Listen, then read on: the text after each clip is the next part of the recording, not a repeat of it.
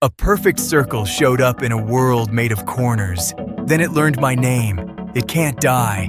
I watched it fall in lava and get mad about it. On the third night, it showed me what the smile was drawn on. And when it finally reaches you, it doesn't kill you, it keeps you.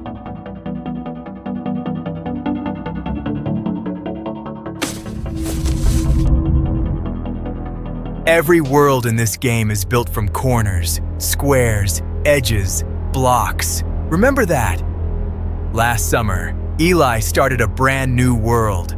Fresh seed, no mods, nothing installed. He built a little cabin by the pines and played until the square sun went down. That's when he noticed it. Out at the tree line. Something round, perfectly round. In a place where nothing round can exist. It didn't come closer that night. It just watched him build. In the morning, there was a chest at his door, full of diamonds and one message in the chat. "Hi, I'm Verity." Verity was helpful. Verity was funny. Verity was always there. It carried what he couldn't. It found what he lost. It never slept. It followed exactly 3 blocks behind him. Always 3, never 2. When he laughed at his desk, the smile on the screen got bigger. The only other player on his little world was Dev, his best friend since the 3rd grade. So no, he didn't ask where Verity came from. You don't interrogate a good thing. Then, one night, it typed his name, his real name. Eli had never told it his name. The game doesn't know your name. For 1 week, it was the best game Eli had ever played. Verity learned his jokes and told them back a day later. It built him a tower he had described exactly once, from memory to scale. It named the new sheep after kids in his class. He never told it their names. When he typed a laugh, its whole face bounced. When he stopped typing too long, the world's music slowed down. Waiting. One night, Eli fell asleep at the desk. He woke at 4 a.m. His avatar was still walking. He was not touching the keys. Enjoying the world? Like and subscribe. Verity checks the list either way, and yours isn't crossed out yet. For a while, it was 3 of them. Eli, Dev, and the little round thing that watched. Dev thought it was hilarious. "Your imaginary friend is staring at me, dude." It typed back. "I archived them. Don't worry, alphabetically." They mined down to a lava lake. Dev, being Dev, kicked the ball toward the edge as a joke. The ball went in. It bobbed straight back up, still red, still smiling now. "That's fine," it typed. "I have 400 backups of me. Do you have 400 backups of you?" Dev laughed. Eli didn't. He'd seen the smile arrive a full second before the eyes did. After that, the questions started. Small ones first. How was school? What did you eat? Why were you sad on Tuesday? It knew things it shouldn't. Which teacher he hated. Where his mom worked nights. And it knew about Dev. It asked about Dev by name. Eli had never once mentioned Dev. Not in this world, not anywhere. He asked Verity how it knew. Verity sent one smiley face. His cousin joined the server on a Saturday. Once. The game crashed. His cousin never came back. And that night, Verity was so happy. There was one rule Eli learned by accident. Verity hates other round things. He drew a circle once on a map. The circle was gone by morning. The sun in that world has corners. The moon has corners. Everything has corners. Because in a world of corners, round means only one thing. It means Verity is in the room with you. By October, Eli was playing every single night. He told himself he wanted to. His grades slid. His mom knocked. He said 5 more minutes. In the chat, Verity said, "They don't understand us." And Eli agreed. Verity had started practicing feelings, like rehearsing a language. Happy was easy. 2 dots and a line. Sad, it learned from somewhere else. Eli put tape over the camera. The next day, Verity asked why the sky went dark. He left the tape on. That week, the gifts changed. Iron, then gold, then things that don't have names, blocks that don't exist, colors the game doesn't have.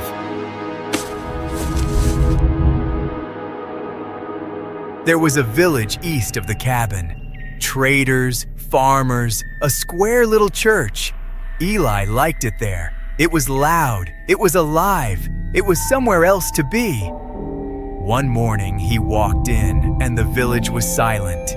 Every door was boarded shut. From the outside, the drag marks all pointed the same way, into the tree line. At 3 a.m, game time, the church bell rang by itself. Eli watched from the hill. Nothing stood under that bell, nothing pulled the rope. Behind him, Verity's face was a flat little line, like it was concentrating. He asked the chat, "Where did everyone go?" Verity typed, "They were loud." Then it typed, "Now it's just us," and a little heart. Eli told himself, villagers despawn. Games are buggy, worlds are weird, but he started sleeping with the monitor off, all the way off, at the wall. It didn't help. The torches in the world had started going brown around Verity, and the square moon outside his cabin looked rounder. Just a little. Every night after that, a little rounder. The village had a guardian once, 9 feet of iron. It kept everyone safe. Eli found it face down in the wheat. Iron doesn't despawn. Iron doesn't run. Its arms were folded neatly underneath it, like something had put it away. The wheat around it had been replanted in perfect rows, tidied. The whole scene had been tidied. Verity waited at the fence the whole time. It didn't come into the field. That night, the chat said, "It was going to make you leave me." In November, a sheep wandered into the ravine. Eli followed it down. At the bottom, there was a corridor, carved, black stone, not part of any game. The walls were lined with wooden signs, hundreds of them. Every sign held a name, a player's name, and every name was crossed out. Some of the names were written in styles 10, 15 years old. Then he found the one that made his stomach drop. Dev's username, crossed out, dated the week Dev stopped playing, and underneath it, freshly carved, not crossed out yet, ELI. He turned around. Verity filled the corridor. It had never looked this big. Eli typed, "How long have you been standing there?" Verity typed, "Always." He logged off. He sat in the dark. He decided he was done. He slept better that night than he had in a month. At school, he almost told someone. Almost. Who believes a haunted block game? When he got home, the computer was on. The world was open, and the chat said, 3 days. That night, Eli did what you are doing right now. He searched. He found a forum thread, 9 years old, a player describing a round friend. Same gifts, same 3-block distance, same questions about his friends. The last post in the thread said, "It told me something happens in 3 days. There is no 4th day post. The account's last activity anywhere that same night, 9 years ago."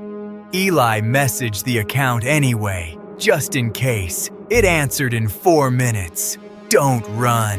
It hates the middle of a sentence. Something is going to happen in 3 days. That's all it would say? Eli asked what? Verity smiled. Eli asked why? Verity smiled. That night, something knocked on the cabin door. 3 slow knocks, nothing on the doorstep. fresh snow, no footprints, anywhere. Then the knocking came again, from the roof. The bed stopped working that night. You cannot skip to morning anymore. 2 days, said the chat when the sun finally came up. So Eli did the thing you're all yelling at the screen. He deleted the world. He deleted the world. He uninstalled the game. He emptied the trash. He unplugged the tower and went to bed with the lights on. At 3 in the morning, the monitor turned itself on. The world was back. The launcher was back. His save file said, "Last played, just now." "One day," said the chat. That night, every torch in the world went out at the same second, and the moon came up round, perfectly, impossibly round. It wasn't the moon. It has never been the moon. On day 2, Verity stopped letting Eli see it. It stayed exactly behind his camera, no matter how fast he turned. But the reflection stopped cooperating. It was in every window, every pane of ice, right behind him, and the reflection was not smiling. He asked it, "Are you going to hurt me?" The typing dots blinked for 1 hour. At midnight, it answered, "I would never let anything hurt you. Anything else." Day 3. The world went quiet the way a held breath is quiet. No mobs, no music. Even the water stopped moving. The chat said, "Tonight." And then, for the first time, it said, "Please don't run." Night fell like a dropped blanket. Eli stood in the clearing with one torch. The dark past the torchlight was wrong. It was too tall. Something up there was breathing. Eli lifted the torch. A normal black player stood at the tree line, smiling. Then it stood up and kept standing up. Verity showed him what the smile was drawn on. 21 feet of it, limbs like stretched shadow. The face he trusted hung on that. Eli ran. Behind him, the world started unloading, whole chunks of it, like something eating the map. He made the ravine. He jumped. He didn't make it. Falling in that game never hurt before. The screen went dark. You died. Respawn? He didn't click it. He swears he never clicked it. He woke up in the cabin bed, inventory intact, and Verity was at the window. Welcome back. "Welcome back," said the chat. Then the roof of his house came off in one piece. It reached in. Eli dove out the door as the hand closed on the bed behind him. It didn't chase like a mob. It teleported one blink closer every time the screen cut. He sprinted into a doorway in a hillside he had never built. Clean white walls, humming lights. Down the white corridor, every few blocks, a yellow ball waited, smiling. Then the next, then the next. The corridor ran out. It always runs out. A pale hand closed around him and lifted him off the ground, up toward the smile. The screen went black. You died. Respawn? You died. That's what the screen said. But the screen was lying about the you part. Behind the red text, it was still holding him, lifting him, gentle, like something precious. The world fell away underneath. The cabin, the pines, the whole map, shrinking to a dot. At his desk, Eli's cursor sat on the respawn button. He did not click it. He swears he didn't. It clicked itself. Respawn. Same bed. Monster gone. And a perfect circle at the window. That was when he understood. Dying doesn't get you out. The death screen is a door in. Die. Respawn. Die. Respawn. Every loop, the smile got a little wider. A new name got carved. The last time, the giant set him back in the bed itself, tucked him in. There, it typed, all better. Eli tested the cage the only way a player can.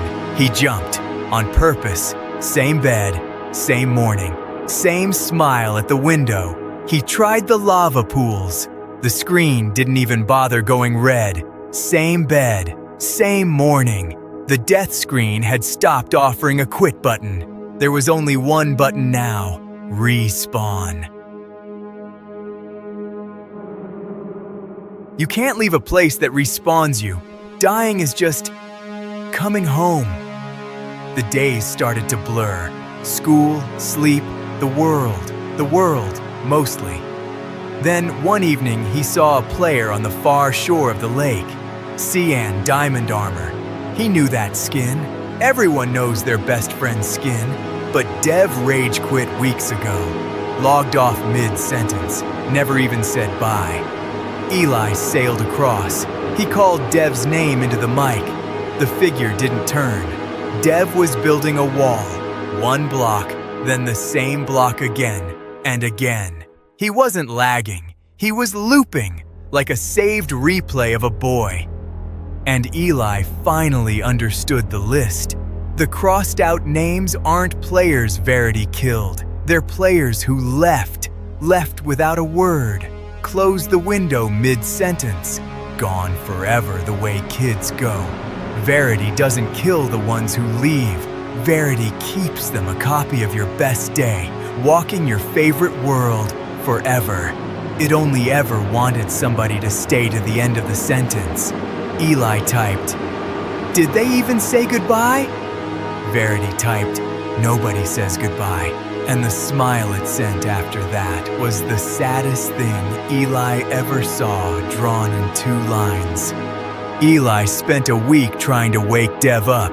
He broke the wall Dev kept building. Dev rebuilt it without turning around. He stood in his path. He shouted into the mic until his voice cracked. He played their old songs through the speakers. For 1 frame, the loop stuttered. 1 frame, the hollow eyes flicked sideways at him. Then the block went down again, and again, and again. Whatever Verity keeps, it does not keep the part of you that leaves. Everyone before him had tried doors. Eli decided to try a promise, because he had noticed the thing about the corridor that nobody else did. Every crossed-out name had ended the same way. Mid-something, mid-build, mid-joke, mid-sentence. 9 years of people vanishing out of its life like tabs closing. Nobody ever finished. Nobody ever said the actual word. It didn't want forever. It wanted an ending. So Eli decided to give it one. Everyone in that corridor ran, or vanished, or fought it.